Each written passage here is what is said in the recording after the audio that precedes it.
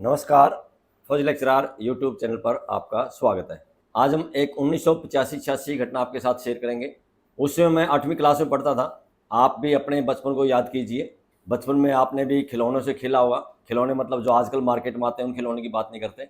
उसमें जैसे मिट्टी के जो खिलौने बनाए जाते थे, चिकनी मिट्टी के, बैलों की जोड़ी बना दी, ऊँट बना दिया, ऊँट गाड़ी बना दी, भैंस, बैल, ये सब बनाते थे।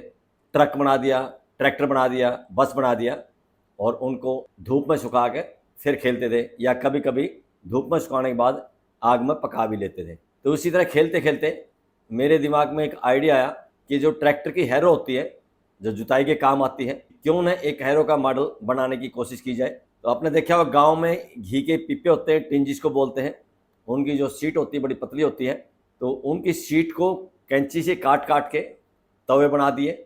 उस सीट से ही काट के रोल करके उसके बीच में, दो तवों के बीच में जो डिस्टेंस देने का होता है वो डिस्टेंस के लिए बना दिए। उसके अंदर जो एक्सल होता है, एक्सल बनाने के लिए साइकिल का जो पैडल होता है, पैडल के जो काले काले आइटम होते हैं उसमें दो लंबे लंबे बोल्ट होते हैं जो काफ़ी पतले होते हैं, लंबे भी होते हैं, पतले भी होते हैं। तो पैडल से दो बोल्ट लिए, उनके एक्सल बना दिए।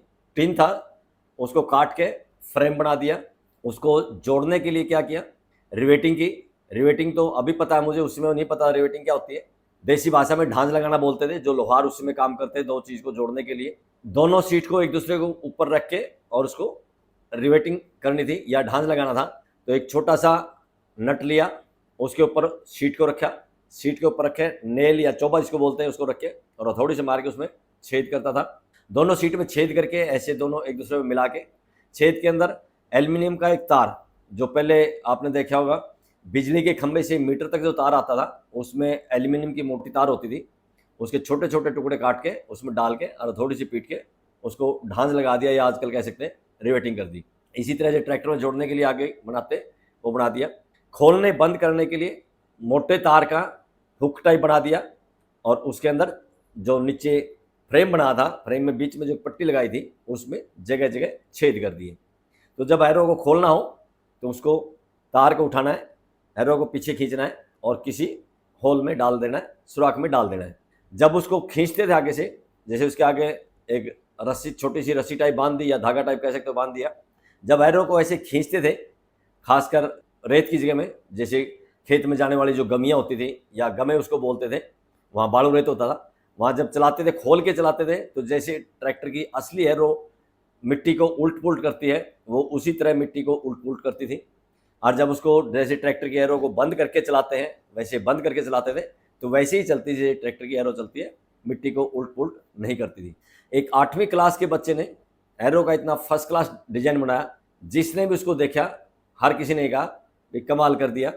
उस डिजाइन को देख के हमारा एक पड़ोसी था, उसने मुझे ऑफर दिया था कि आपका जो दिमाग है, टेक्निकल दिमाग है और आप इसमें बड़ा अच्छा काम कर सकते हो।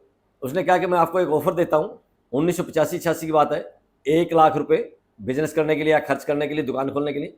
उसने कहा आप एक दुकान खोलिए, उसमें हैरो बनाना, कल्टीवेटर बनाना, गोड़ी बनाना, ट्राली बनाना, यानी एग्रीकल्चर में जो काम आने वाले औजार हैं वो तैयार करना जो ट्रैक्टर से चलते थे। तो मैंने कहा नहीं, मेरा दुकान खोलने का कोई इंटरेस्ट नहीं है।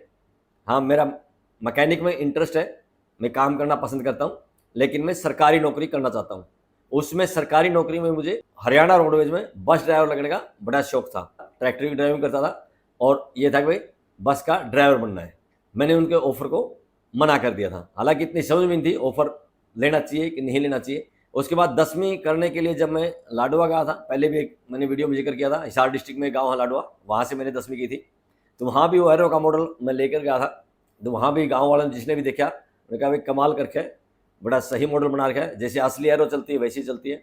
लाडवा गांव का एक एक्स सरपंच था, उसने जब देखा, देखने बाद उसने कहा कि भाई आपने एरो का मॉडल तो सही बना रखा है और आप कामयाब हो भी सकते हो, लेकिन हो नहीं पाओगे। तो मैंने कहा क्यों? उन्होंने कहा कि कामयाब होने के लिए पैसा चाहिए और पैसा आपको उतना मिलेगा नहीं, उतने पैसे वगैरह ये हो नहीं पाएगा। मैंने कहा कि ये काम तो मैं करना नहीं चाहता, मैं तो सरकारी नौकरी करना चाहता हूँ और सरकारी नौकरी में हरियाणा रोडवेज बस का ड्राइवर बनना चाहता हूँ। एक वीडियो मैंने बताया था, बाद में मेरा इंटरेस्ट बदला। हरियाणा रोड के ड्राइवर लगने के लिए हैवी लाइसेंस होना जरूरी था। हैवी लाइसेंस के लिए 18 साल की उम्र होनी जरूरी थी।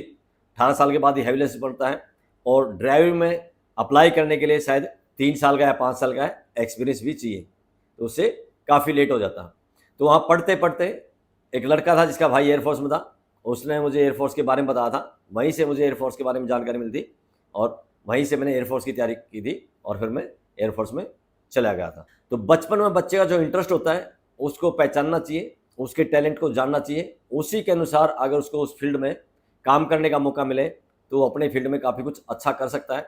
मैं ये नहीं कहता कि उसमें अगर मैंने दुकान खोली होती तो बहुत ज़्यादा अच्छा कर जाता है। आज भी मैं अपनी ज़िंदगी से बहुत संतुष्ट हूँ, क्योंकि जब 10वीं पढ़ता था उसमें टारगेट कर लिया था कि फ़ौज में जाना है, एयरफोर्स में चला गया था। एयरफोर्स के में जाने के बाद ये निश्चय किया था कि रिटायरमेंट के बाद लेक्चरर बनना है, वो भी स्कूल कैडर का, कॉलेज का भी नहीं, यूनिवर्सिटी का भी नहीं।